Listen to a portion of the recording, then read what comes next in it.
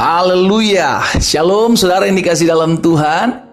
Kita bersyukur karena hari ini kita boleh ada di minggu yang baru dalam anugerah, kemurahan, dan kasih setia Tuhan yang terus berlimpah-limpah dalam kehidupan kita. Saudara yang dikasih dalam Tuhan, saya kembali menyapa setiap umat Tuhan dimanapun Bapak Ibu Saudara berada melalui program Bible and Coffee. Saudaraku, melalui program ini saya kembali mengajak setiap kita umat Tuhan untuk bersama-sama merenungkan firman Tuhan. Karena kita percaya firman Tuhan itu adalah pelita bagi kaki kita dan terang bagi jalan-jalan kita. Kita berdoa, kita datang kepada Tuhan. Bapa, terima kasih buat setiap kesempatan yang Tuhan berikan bagi setiap kami. Untuk kami boleh mendengarkan, merenungkan firman Tuhan. Karena kami percaya kami perlu dituntun, kami perlu diterangi, kami perlu dipimpin sehingga Tuhan membawa kami masuk dalam seluruh rencana-Mu yang ajaib. Berbicara bagi masing-masing kami, ya Roh Kudus, umat-Mu di rumah mereka masing-masing. Kami percaya kami akan dilawat oleh firman Tuhan saat ini. Dalam nama Tuhan Yesus kami berdoa. Haleluya. Amin. Amin. Saudara dikasih dalam Tuhan, Rasul Paulus menyampaikan kepada jemaat di Galatia dalam Galatia pasal 3 ayat 13 dan ayat 14. Saudara perhatikan ke Galatia pasal 3 ayat 13 dan ayat 14. Kristus telah menebus kita dari kutuk hukum Taurat dengan jalan menjadi kutuk karena kita. Sebab ada tertulis, terkutuklah orang yang digantung pada kayu salib. Jadi di dalam Kristus, orang yang percaya kepada Yesus Kristus, maka kutuk itu sudah dipakukan di atas kayu salib. Sehingga dampaknya terjadi apa setelah kita menerima Kristus di ayat 14. Yesus Kristus telah membuat ini supaya di dalam Dia, di dalam Yesus Kristus, berkat Abraham, oh haleluya, sampai kepada bangsa-bangsa lain. Sehingga oleh iman kita menerima roh yang telah dijanjikan itu. Saudara yang dikasih dalam Tuhan, Alkitab jelas mencatat bahwa di dalam Kristus, melalui karya penebusan Kristus di atas kayu salib, maka kutuk, haleluya, diubahkan menjadi berkat. Sama-sama bilang sama saya, kutuk diubahkan menjadi berkat melalui karya salib. Amin. Itu sebabnya tidak ada lagi kutuk yang ditimpakan kepada orang yang percaya kepada Yesus Kristus. Ini mesti kita pegang.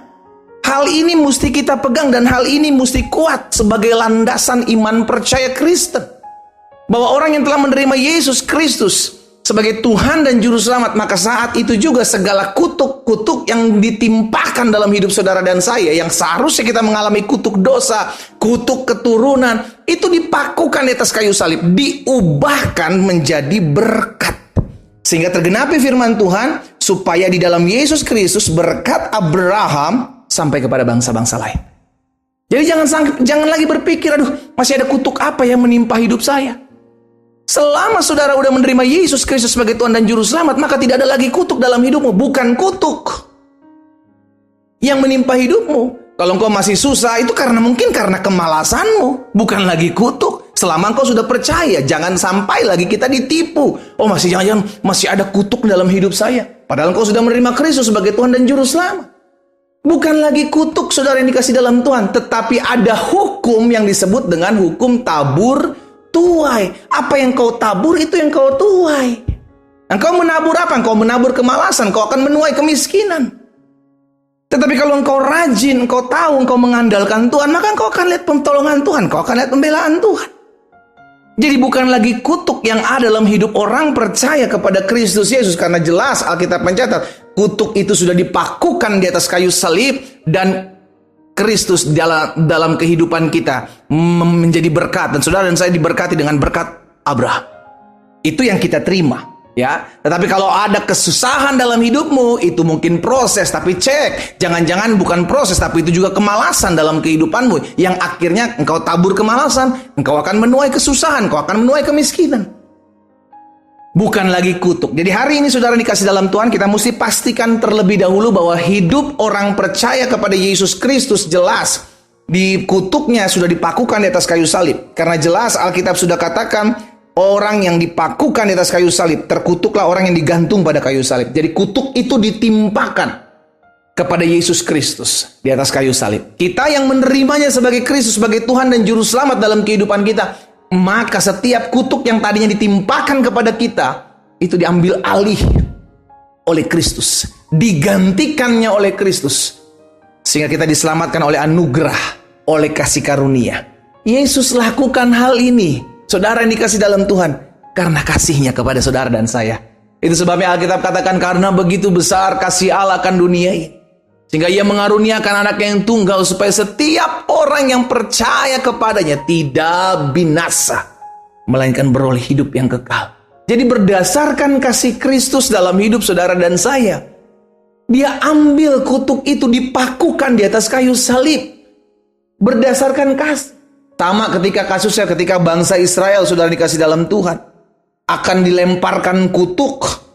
Maka apa yang terjadi? Kita lihat sama-sama Ulangan 23 ayat yang kelima. Ulangan 23 ayat yang kelima, firman Tuhan bilang begini, tetapi Tuhan Allahmu tidak mau mendengarkan Bileam, dan Tuhan Allahmu telah mengubah kutuk itu menjadi berkat bagimu, karena Tuhan Allahmu mengasihi engkau. Haleluya. Saudara dikasih dalam Tuhan, kita bersyukur.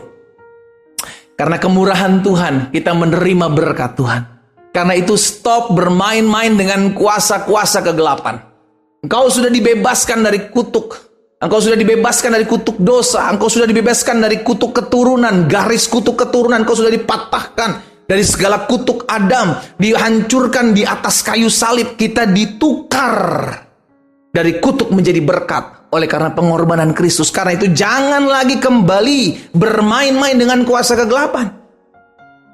Itu yang engkau tabur, dan kau akan menuai dari apa yang kau tabur, saudara yang dikasih dalam Tuhan. Karena itu pastikan, perhatikan bagaimana setiap langkah kita. Engkau yang sudah menerima berkat Tuhan, oleh karena salib, pengorbanan Kristus telah mengubah kutuk itu menjadi berkat. Maka kita sadar hidup kita pun harus menjadi berkat. Dimanapun saudara dan saya ditempatkan Tuhan, ayo lakukan sesuatu.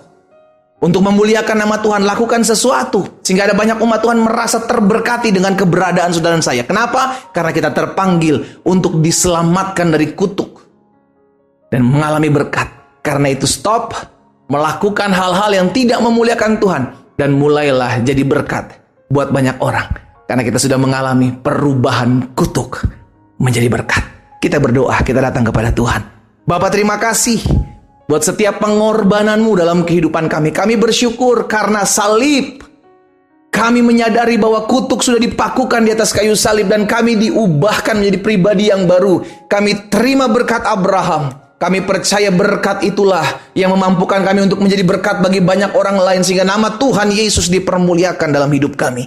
Hamba berdoa buat anak-anak Tuhan, jaga hati dan hidup mereka Tuhan, sehingga tidak lagi bermain-main dengan kuasa si jahat, tidak lagi bermain-main dengan dosa, tidak lagi bermain-main dengan kuasa kegelapan. Karena kemuliaan Tuhan turun atas mereka. Satu persatu Tuhan jamah hidup mereka. Tuhan ingatkan mereka bahwa mereka adalah pribadi-pribadi yang sudah diselamatkan oleh pengorbanan Kristus di atas kayu salib.